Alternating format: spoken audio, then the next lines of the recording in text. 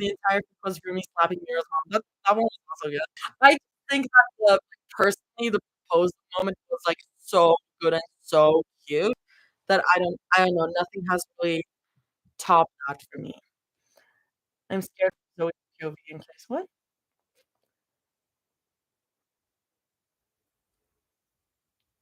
Like, how do you all have one? I mean, sure, if you don't have a favorite moment, that's all good. I was just thinking, and the first moment that popped up in my mind was the proposal moment. Loki relates to Rumi in this fic, that's the reason why it's my comfort thing. Oh, that's fair. I also relate to Rumi in many situations. There was a fic that I was reading, I don't remember if it was Two's Company. Thank you, Regina, send goats. Thank you.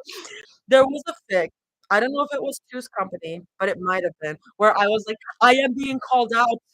I am being called out right now."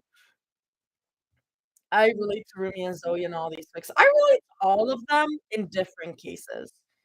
I love that scene where Rumi and Zoe played Minecraft together, that was really cute. That was your viral video, right? Yes, yes. The proposal video. That was just me being like, "Oh," I was on ferry because I was traveling between, like, 2 cities. If you know Turkey, I traveled from Bodrum to Datça. That doesn't mean anything to a lot of you, but I was on the ferry, and I was like I was reading the new chapter of Two's Company, and I was like, "No one in this ferry knows that my favorite fictional couple that is, like, my favorite fictional ship just became girlfriends through, Turtle Ring Proposal." And it went crazy viral, and I ended up spoiling the fic to a lot of people because I didn't put a spoiler warning. And it was crazy. I like when they would pick on Ginu. I love when they pick on Ginu. I love annoying platonic bestie Ginu. I spent 20 hours in one day reading Two's Company because I was way too invested. That's crazy. That's crazy. Okay, I'm gonna go back to this because we've been yapping again. The Turtle Ring was my second, third impression of you, and what actually made me watch you glad. Oh, that's so sweet, thank you. Queer platonic routine queer platonic routine, queer platonic routine. Like, oh my god, yes, yes. Because here's the thing, I love Regina. I do. Like, I was watching the movie and I was like, "Damn, I love straight people sometimes." I love straight couples sometimes. But then I started reading the fics and it was all like queer platonic Regina, like annoying bestie Regina, uh, like annoying bestie Ginu.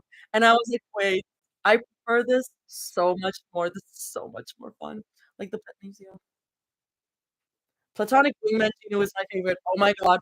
In Like, in Two's Company, she is in Two's Company, Ginu is kind of wingman. In If It's Nice with Rice, Ginu says the most insane shit. If It's Nice with Rice is a lot of Two's Company, which is why I've never read it online. But it's so fun. It is so fun. Ginu is so good in Desiderium. Desiderium? I need a cake. I need a cake. I see Rumi and Gino as chaotic friends who suddenly burst water at moments. Gino was one of the big men in social social media ages. Yeah, yeah, yeah. I love I love I love. Um, I love Vivi's social media ages. Vivi's, like, big, Zoe, like, accidentally comes out social media AU, like, was the first big one that I read. I really like her social media AUs. Do you like Hurt No Comfort? I have been recommended Hurt No Comfort, and I've heard a lot about that fic, so I will probably end up reading it. Doesn't mean that I really like it. Yeah, Vivi is so funny. Vivi is such a troll. Oh, Vivian. They found her in the dirt by the tree. I know. It's been mentioned so many times. It's been mentioned so many times, but I will end up reading it. At some point, I have to just because it is, like, pretty huge. I will end up reading it. I refuse to read them. Don't even. No. Read it online. If I do read it, I will probably read it online. I have to get through the Unchanging Polaris first and get all my fluff with the Unchanging Polaris. I know that there's some angst in Unchanging Polaris, but up until now, it's been I read the first 2 chapters online, and it's been fluff. Dirt by the Tree was the first thing I read, and oh gosh, I couldn't finish it without crying. Oh my god, I'm so sorry. If it's nice, do it thrice. Yeah, if it's nice, do it thrice by Obsessed Femmes. And, Obsessed Femmes and Toss follow each other, so, like, I think they, like, message and share. I think they're, like, pretty interactive moods, so but it is very similar to Two's Company. Okay, I am gonna go back for real now, guys. I can't stop yapping. The drive was smooth, the low hum of the engine mixing with the faint thumping of MF Doom playing softly in the background. I am getting mixed signals about MF Doom, because MF Doom as a name sounds like it's going to be pretty hardcore, but it's like it's playing softly in the background. Okay. The early morning sun bled lazily through the windshield. I just realized that I'm not sharing screen over here. Give me a sec. Okay. Um, the early morning sun bled lazily through the windshield, painting the dashboard gold. For a while, Nari was quiet, hugging her little stuffed turtle tight, her tiny legs swinging as her sneakers tapped rhythmically against the seat. Every so often, she'd ask Zoe a random question, things like, "Do turtles get cold?" or "Why do clouds move?" And Zoe would answer each one with the kind of half serious, half ridiculous logic only Zoe could pull off. But then, after a long stretch of silence, Nari leaned forward in her car seat and said, completely out of nowhere, Omni, can you make a rap with the word otter?" Zoe blinked, glancing at the rear view mirror. "Why otter? I saw a mascot when we hiked by," Nari said simply, hugging her turtle tighter. Zoe chuckled softly, shaking her head. "I guess I could, but I might be a little rusty. Give me a sec to think, all right? Are they retired in this version of polytrix? Are they like retired from being idols? Because that's the sense I'm getting. Goodbye notifications. "'Kay," Nari hummed, nodding like this was a very serious business transaction. Zoe tapped the steering wheel like a drum, brows furrowed with mock concentration. Then she glanced back at her daughter through the mirror, eyes glinting mischievously. "All right, DJ Narbear," Zoe said. "Drop me a beat." Nari gasped dramatically and nodded, holding a tiny fist up to her mouth before starting to beatbox. Or, well, something like beatboxing. It was uneven and occasionally turned into spitty raspberry sounds. It occasionally turned into spitty raspberry sounds, but Zoe nodded like it was Grammy worthy. "Yeah, yeah, keep that going." Zoe hyped her up. This is my Ray Ami impression. Okay. Okay, here we go. I'm gonna have to wrap this. Okay. She cleared her throat dramatically, shifting her voice into her serious freestyle tone. "Yo, I'm rolling with my daughter, cruising on the water. She's sharper than me, man. Taught me how to barter. We hitting up the streets. Yeah, the bass hit harder. Juice boxes stacked. Oh my, juice boxes stacked. Snacking full throttle. Step up to Narbear, man. You oughter not bother." That was very bad. That was very bad. Maybe I should go slower. Okay. "Yo, I'm rolling with my daughter, cruising on the water." No, I like the. Okay, I liked how it was. I'm not doing it. I'm not doing it again. DJ Artie on the mic, guys, stop. It is not a good mix when you're cold reading and also trying to rap. Zoe grinned wide, hitting an exaggerated mic drop against the steering wheel just as they rolled up to a red light. "How was that?" Nari stared at her, blinking once, twice, and then threw her little arms out wide, stretching them as far as they could go. "It was this good!" Zoe laughed. Zoe laughed, letting her head fall back dramatically. "Hey, thank you," she said with an exaggerated announcer voice. "Big cheese on the mic, killing it every time." "My turn," Nari announced, her voice serious. Oh, okay. Zoe smirked, pressing the gas again as the light turned green. She drummed her hands against the steering wheel. All right, I give you a beat this time. Ready? Nari nodded. Zoe started making a ridiculously over the top trap beat with her mouth. Nari inhaled deeply. My name. I'm gonna stop. I love toddlers. Oh my god, yes. Oh my god. Nari inhaled deeply. My name is Nari. I am 4, she rapped confidently, holding up 4 little fingers. 4 fingers high, and I like to draw. I can't stop laughing. 4 fingers high, and I like to draw and paint. It's fun.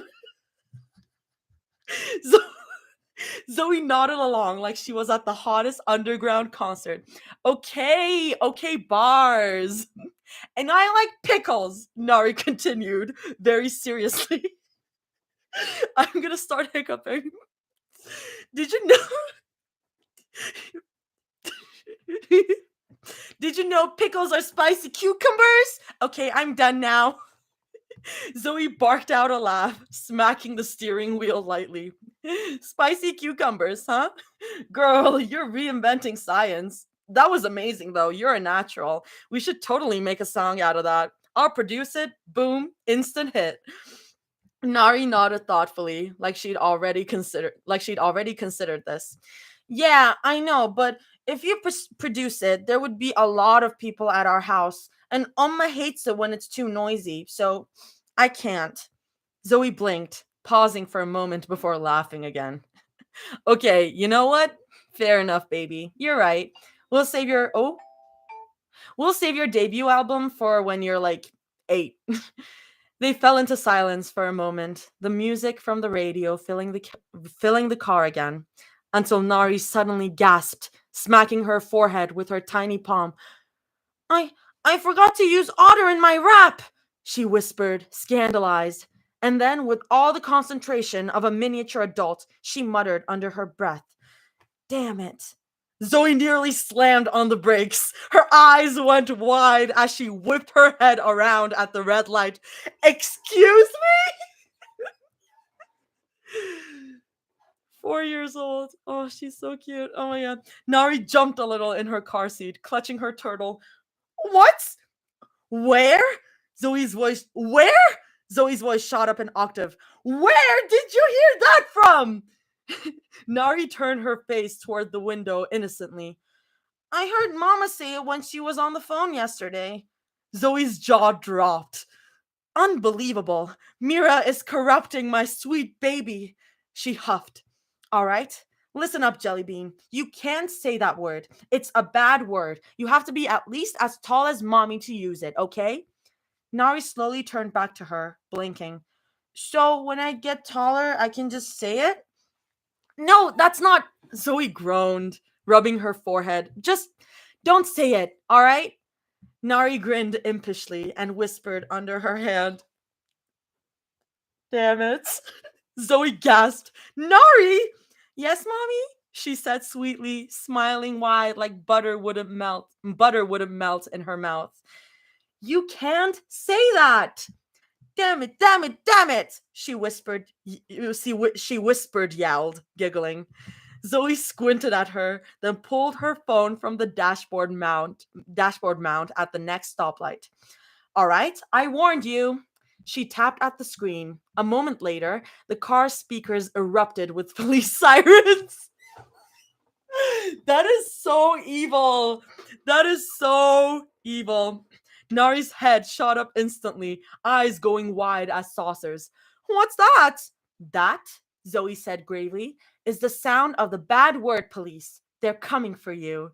Nari panicked, whipping her head from one window to the other and tried to spot them. What?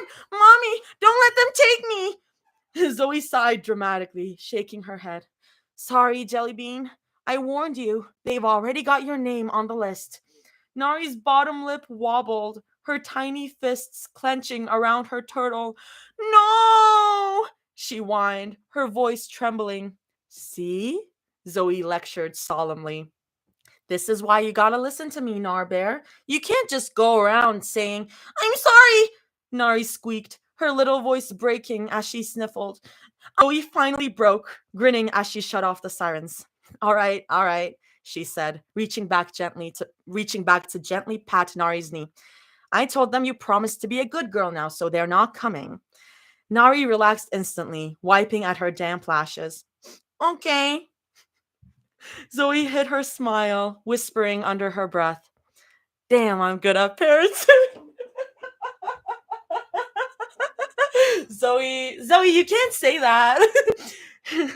From the back seat, very softly, Nari muttered, Damn.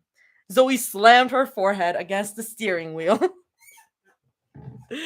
They're so funny.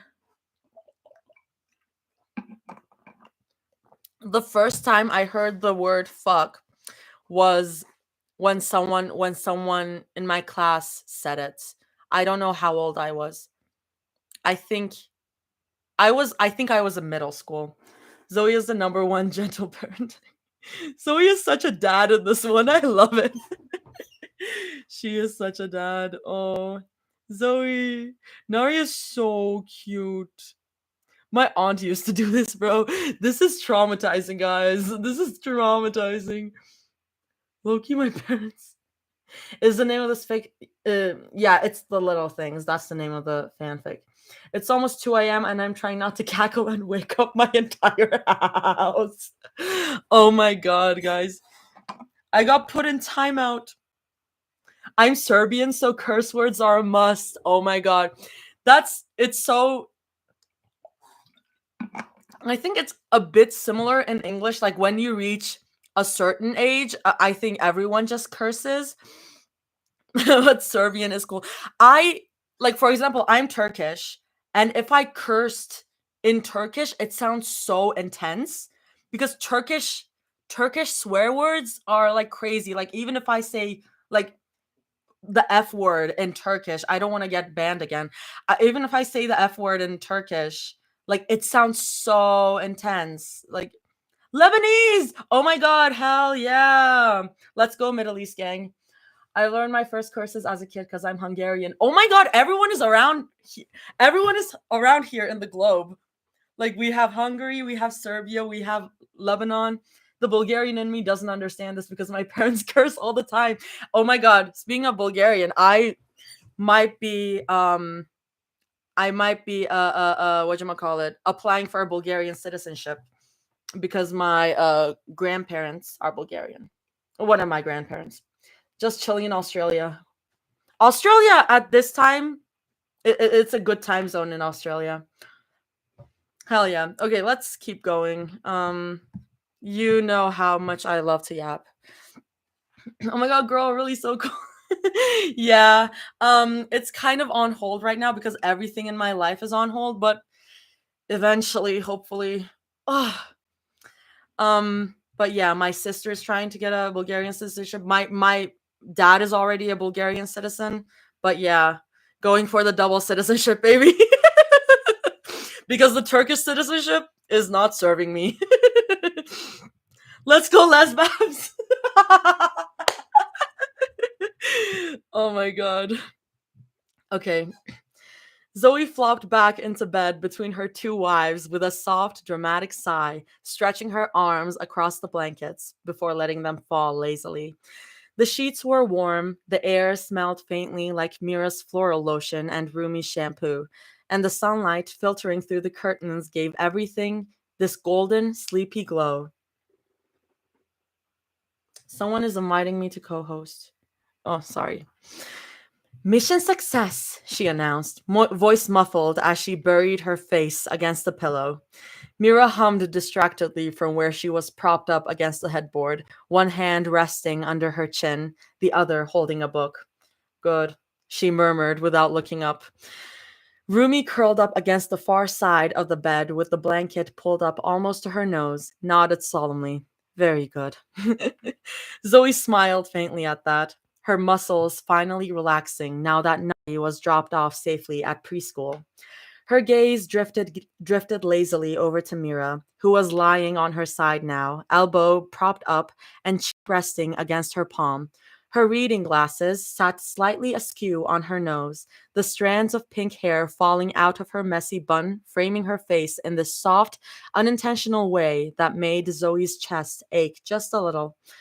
It hit her again, like it did sometimes when she was least expecting it.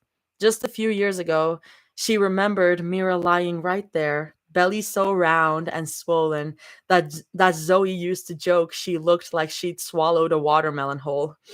Mira would always glare at her, cheeks puffed, swatting her away with whatever she had nearby. But Zoe remembered rubbing lotion on her into her stretched skin, Mira groaning and muttering under her breath about her aching back and swollen ankles. God, back then, Zoe couldn't even imagine this. Couldn't imagine that the little person growing inside Mira would one day have Zoe wrapped around her tiny finger. Zoe giggled softly without meaning to, nostalgia bubbling up and spilling out. Mira's eyes flicked up from her book immediately, one brow raised. What? She asked, suspicious. Zoe propped herself up on her elbow, grinning as she slipped her hand under Mira's shirt to rest against the soft curve of her belly, giving it a gentle, playful squish. Nothing, she said innocently. Just remembering how you used to have like an actual watermelon for a tummy. Mira groaned, rolling her eyes behind her glasses. It wasn't that big. Mira, Rumi's muffled voice came from beneath the blankets. You literally waddled when you walked. Rumi snorted into the pillow, and Zoe couldn't help but cackle, watching Mira slap her book over her face like she could hide from reality. Ugh, don't remind me. Mira muttered into the pages. You were so cranky too, Zoe teased, reaching over to pinch Mira's side lightly. Like a little pinchy crab. Mira swatted at her hand without looking, cheeks warming faintly. Well, duh, she grumbled. I had a whole baby growing in me. An adorable, very cute, and our pride and joy baby, Rumi hummed dreamily, peeking out from under the blankets at last. Mm-hmm, Mira hummed, the faintest smile tugging at her lips. Zoe took that as her chance to drop the bomb. Well, she said casually, tracing idle patterns on the sheets. Your pride and joy said damn it on the way to school today. The silence that followed was instant and heavy. Both her and Rumi turned their heads toward Mira slowly, like synchronized owls. What? It slipped? What? What? It slipped, Mira muttered, eyes darting anywhere but their face. Uh-huh, Zoe said flatly, narrowing her eyes. Right. Very bad influence, Omma. Mira glared at her over the rim of her book. Says the one who let her stick her hand in the lobster tank at the restaurant. Zoe gasped, clutching her chest in fake offense.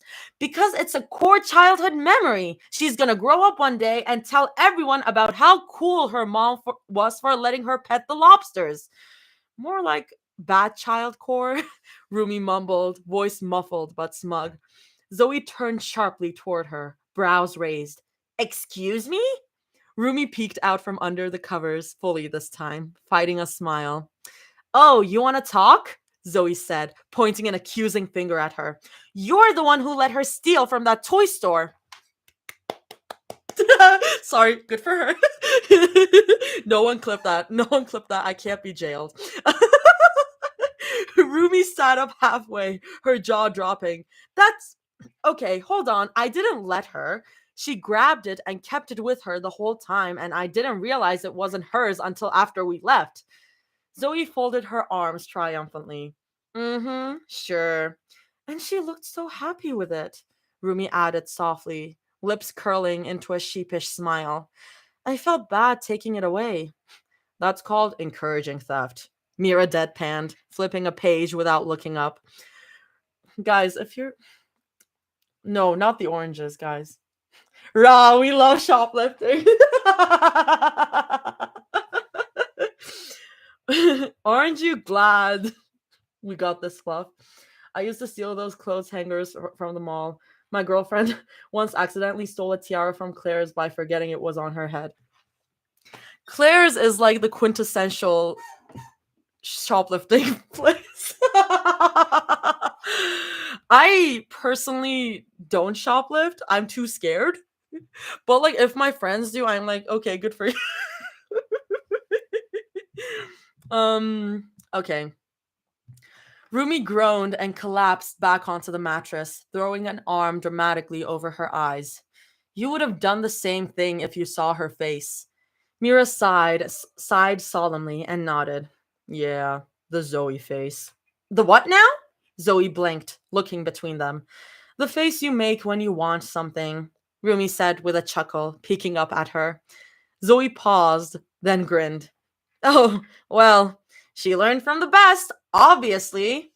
Mira rolled her eyes, Rumi sighed, and Zoe just laid there, nestled between them, feeling this warmth in her chest she didn't even try to put into words. Zoe stretched deeper into the bed, fingers tracing lazy circles onto the sheets, but she noticed Mira's page hadn't flipped in like 5 minutes. Her wife's gaze was locked on the book, but Zoe knew her well enough to recognize the restless little giveaways. Mira's thumb tapping against the spine, her leg bouncing faintly beneath the blanket, the way her free hand kept absently twisting her wedding ring around and around. Zoe tilted her head, smirking. You're doing that thing again. Mira didn't look up. What thing? The thing where you pretend to read, but your brain's spiraling because Nari isn't here. Zoe said, sing song. Sorry. Spiraling because Nari isn't here. Zoe said, sing song, reaching over to poke Mira's side.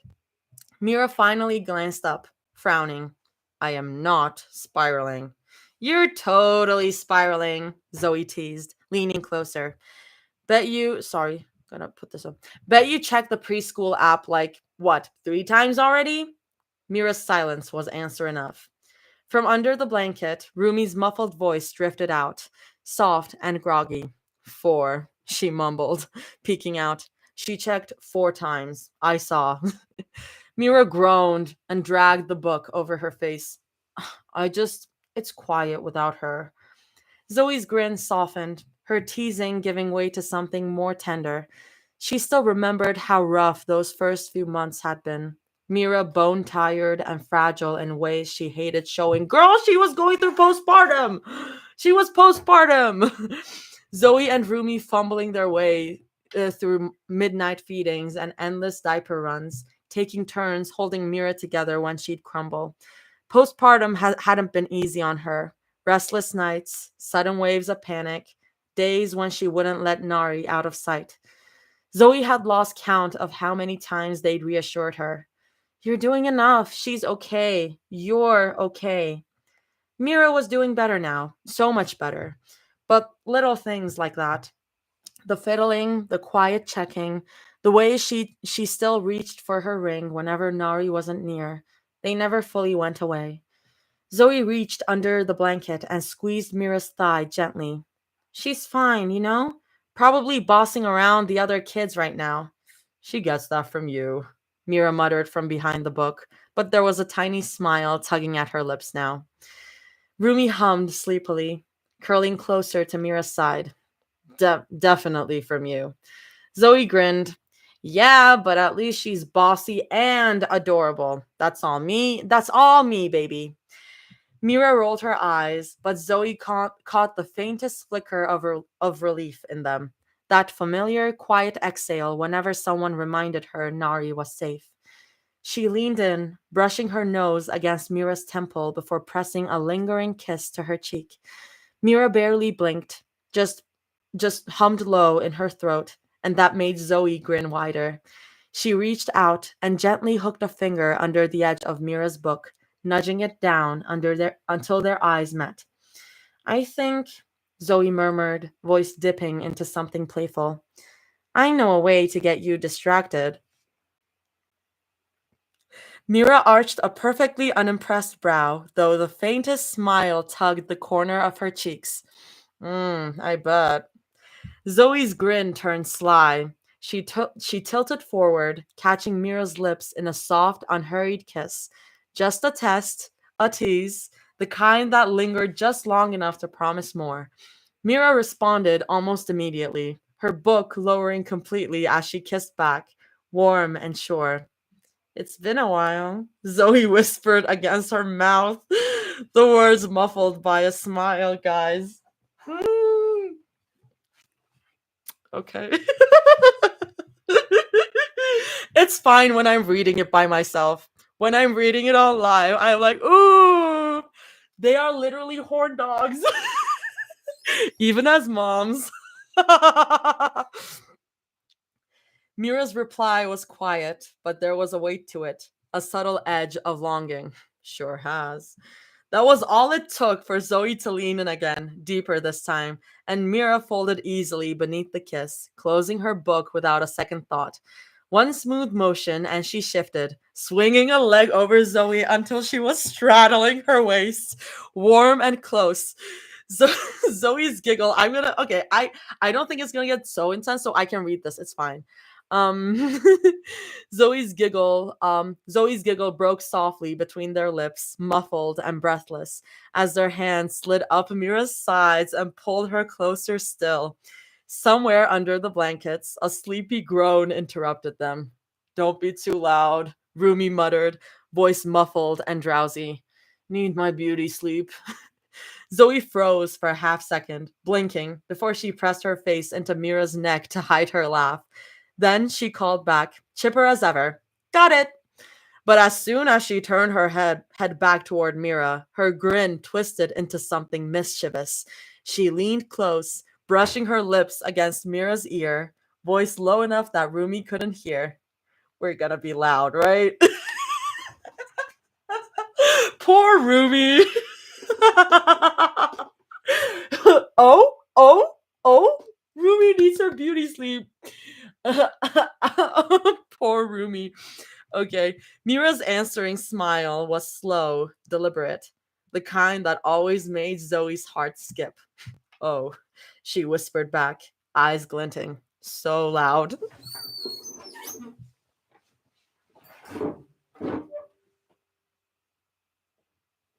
Uh, listen. It would be fine if I was reading myself. It would be fine if I was in a recording booth doing this as an audiobook. To be doing this on live is like, oh my god. Girl, I'm getting embarrassed.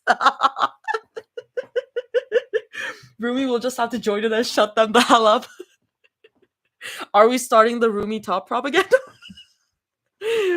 I know that you have a fig. I'll check it out. Reef. I saw the next sentence, and for a second, I thought she was talking about something else. Oh my god. I'm blushing here. You read just this. Late night arty Patreon lives where you're reading the spicier ones. Guys, wait. Going back to Vivian. So, since I'm over 1,000 followers right now, I don't want to do this, but since I am over 1,000 followers right now, I am able to start subscriptions here, actually. Would it be funny if I was reading smut for my, only for people who subscribe? Then I wouldn't even, have... I wouldn't even have,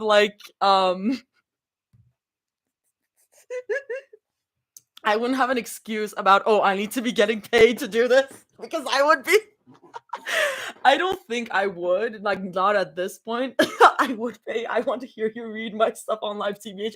Everyone would die. Patreon. I would pay. Take some mad oranges. Join the dark side. Reading myself is fine, but listening to someone else read is a totally different story. Yeah. My only worry is that, because if I have to act anything, I don't think I could do that. I think it would be... Like, it is a suggestion, of course, but, like, if I had to act that shit, girl, girl,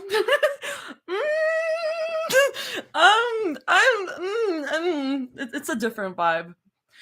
Do it, but make it a drinking game. Why do I feel like Zoe would drop a random turtle fact in the yeah, yeah, she would. Nah, just react as you read. It's funny. I'm fine with listening, but we can see you. Yeah, that's the thing. Like, you can see me. And it's like, oh my god, guys. Girl. Like, sorry, like, can you imagine me reading None of Us Are Out Here on Our Own on live? Nah. Nah. I just know it would have you blushing, and the reaction is the best part. Don't do anything you'd be uncomfy with, but I think it would be hilarious, LMAO. Oh my god, I have to read that one. I need to catch up with that one. I'm gonna go cook, so cook don't have too much fun without me. I can't guarantee anything. Girl, no, I thought they were actually gonna kill Rumi and that. I literally thought they were going so hard on her. Like, first of all, here's my little none of us are out here on our own rant. Reading the first chapter of that, I was out with my parents. We were clothes shopping with my parents and with my cousins, and I'm just like reading that in my phone because I'm like I get bored when I like go shopping. Like, how is she okay? Anyways, we're clothes shopping and I'm reading this, and you know how the tone shift is in that first chapter. Like, Rumi is having like a full-on panic attack. Rumi is like, I was in a 7-hour car ride with my mom, bro. I'm so sorry. Okay, Rumi is having a full-on panic attack. Like, she is crying. She just had like the worst nightmare she's ever had since like that day when Mira and Rumi saw her patterns. It deals with that like PTSD aspect a lot. Um, and then she walks in on Mira and Zoe having sex, and I'm like, oh, okay, so we're doing this now. Like, I'm reading that, and like the switch to that is like so quick, and I'm like, this is me. This is me. Like, what? I was at home, thank God. I mean, it sounds like she could use some oranges. Oh my god. Who's the author? I wish I could remember their name. Give me a second. Give me a second. Because I think I do have it. It's called None of Us Are Out Here on Our Own. Let me because I think I have it. Do I have it bookmarked? I might not have it book. I do have it. Wait, I do have it bookmarked. Let me find it.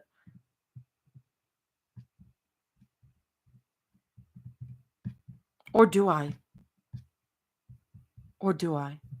I might not. I don't have a bookmark. No. None of us are out here. It's on my phone. On our own. It's oh, stupid AO3. None of us are out here on our own. Oh my god, Vivian sent the link in the chat. Though the links in the chat don't really work. AO3 search is so annoying. I need to add the fandom. K-pop demon.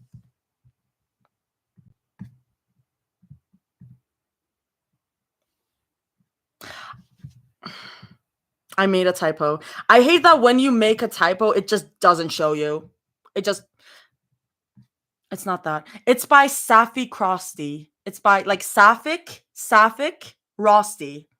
Sapphic Rosty. Okay. Yeah, y'all got this. Y'all got this in the chat. Everyone helping out each other. Um yeah. Yeah, like sorry, I'm just gonna pull up that like switch up because I'm like remembering it right now, and I just remember how shocked I was reading that. Her nightmares. Uh oh, here. I found it.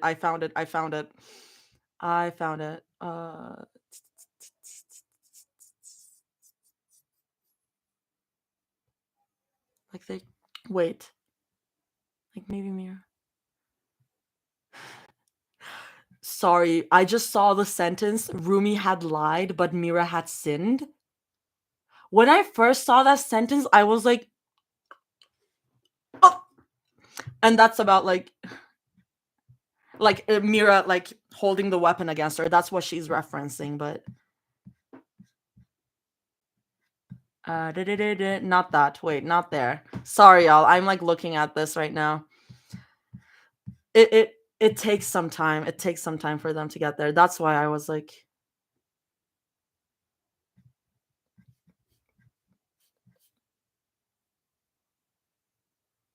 oh wait, I think I found it. I think I emotionally I'm a single mom with 3 full-time jobs.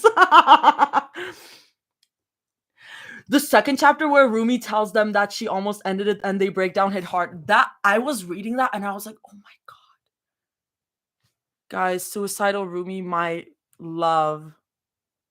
I love her so much and she deserves the world. And we have to do something drastic to Celine. Okay, wait. Okay.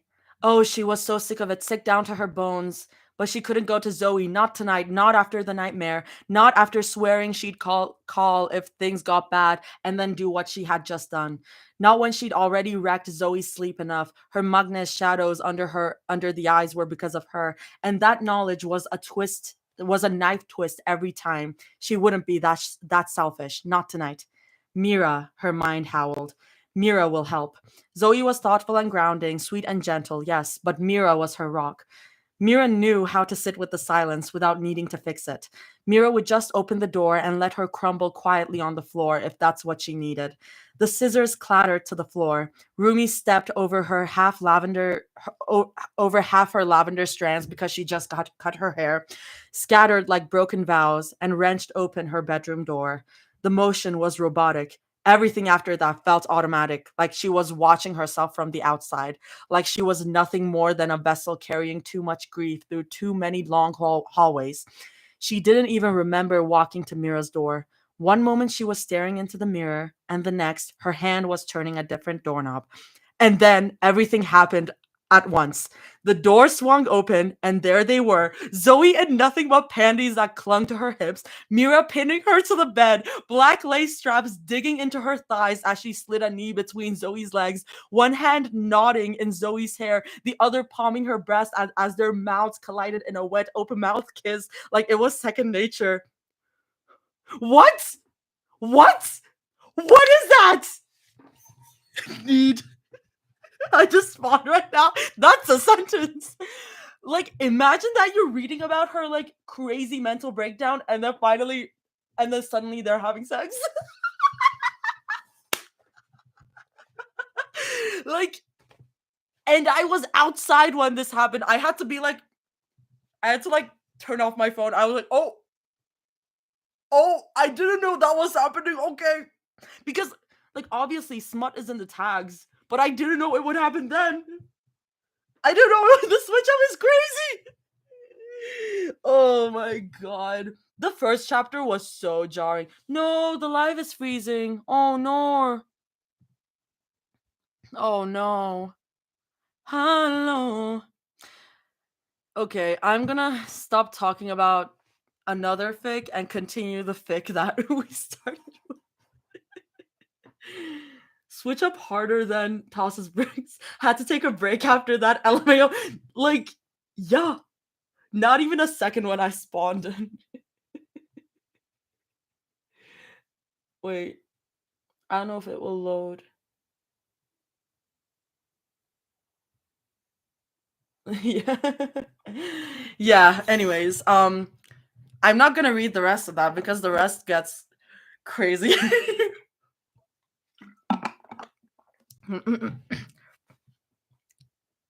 Anyway. Make me your best sandwich, Mira muttered, sinking into a chair that was definitely too small for her body. Her knees were practically up to her chest, but Nari had demanded her presence at the restaurant, and who was she to refuse? Okay, Nari chirped. darting over to her tiny plastic play kitchen with all the determination of a five-star chef. Mira leaned back, arms folded loosely, watching as her daughter rolled out a lump of purple Play Doh with the kind of focus adults only had for taxes or bomb wires. She had picked Nari up from school earlier, and when her daughter had asked if she'd please play with her, Mira didn't hesitate. Moments like this mattered. She made sure Nari knew it, knew that she had all of her attention, all of her love, no cold shoulders, no brushed off pleas, none of the things Mira grew up with. The thought of ever making Nari feel the way her parents made her feel made her stomach twist. She pulled from her thoughts when a plastic plate clattered onto the tiny table, making her blink back into focus. Here, Nari announced proudly, holding out a tiny toy spatula like a trophy. On it was something.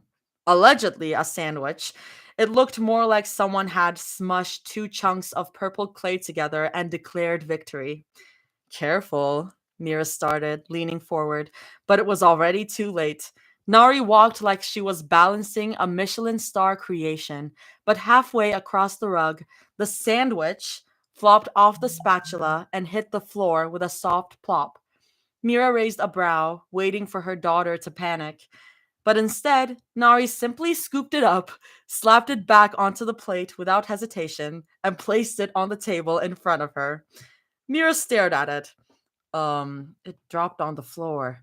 Nari blinked at her, unbothered, before shrugging. 5 second rule! Mira's mouth fell open slightly. Five, right. She crossed her arms, looking at the sad purple blob. Yeah, I'm not eating that. You have to eat it! Nari whined, hands on her hips. If you don't, you're wasting food. Mira narrowed her eyes. I'm calling corporate. She grabbed the toy phone from the counter and dramatically pressed the lit up buttons before holding it up to her ear. Hi, yes, I'd like to file a complaint about a restaurant, she said, leaning back in her too small chair, deliberately meeting Nari's gaze. Specifically, the chef. Nari, still at her kitchen, looked over suspiciously, tiny hands smushing Play Doh aggressively. Yeah, uh-huh.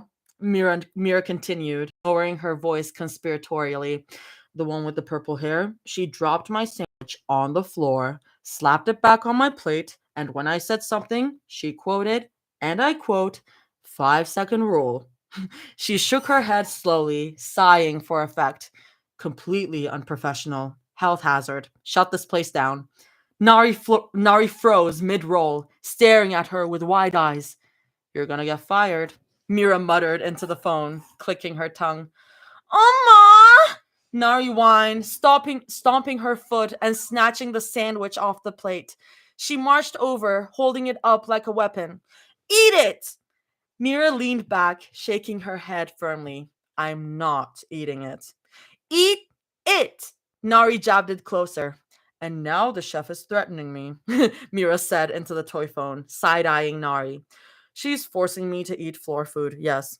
I'll hold while you call the cops. Eat it, Oma! Nari squealed, practically shoving the squishy blob at her mouth. Mira turned her head sharply to avoid it, leaning back as far as the tiny chair would allow. Yes, operator, she's trying to force feed me with questionable food. This is harassment. She twisted away, half laughing now herself, batting at her daughter's little hands, but the chair under her wasn't built for this kind of acrobatics. It tipped. The next thing she knew, Mira was on the floor, staring up at the ceiling, dignity in shambles. There was a beat of silence. Amma? Nari whispered cautiously, peeking over the edge of the tiny play table. Mira closed her eyes shut. Mira closed her eyes shut tight and went completely limp. Arms sprawled dramatically like a chalk outline. She even let her head loll to the side for effect. Amma, you okay? Nari asked, tiny palms pressing against Mira's shoulders and giving her a gentle shake. No, Mira muttered weakly, still refusing to open her eyes. I'm dead. There was a small pause. Well? Nari tilted her head. Can you undead? Nope, gone forever. Tell your other moms I love them. Mira stuck her tongue out and let her body flop even harder, really committing to the bit. Nari was quiet for a moment, too quiet. Then Mira felt something being shoved at her mouth, something soft and suspicious. Before she could react, Nari crammed the purple Play Doh sandwich between her lips. Mira's eyes flew open instantly as she sat bolt upright, spitting it out into her palm. What the? She caught herself. Heck, Nari? She wiped her tongue on the back of her hand, making a face. Why would you? Ugh, it's salty. Nari giggled so hard she nearly fell over. It worked! She squealed, throwing her arms around Mira's neck in triumph. You're alive again! Mira sighed dramatically, still wiping her tongue. Yeah, congratulations. You brought me back from the dead and gave me lead poisoning at the same time. It's not real lead, Nari said between giggles, snuggling closer. Mira rolled her eyes but hugged her daughter tighter anyway, pressing a kiss against her hair. Thanks for saving me, baby. You're the best Amma ever, Nari murmured into her shoulder, still clinging tight. That one hit Mira right in the chest. She felt her throat tighten as her eyes prickled, but she swallowed it down, smoothing Nari's hair instead. Of course, baby. Always. So cute. Lead poisoning. Just don't traumatize me like that. Vivian, did you? I'm sorry, I'm seeing all the comments being like, Vivian. No, I can't. Vivian? Vivian, you're insane for that. You're crazy for that. You're crazy for that. You're insane for that.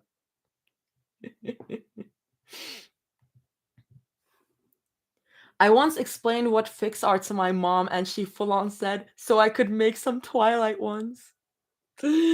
That's so funny. That's so funny.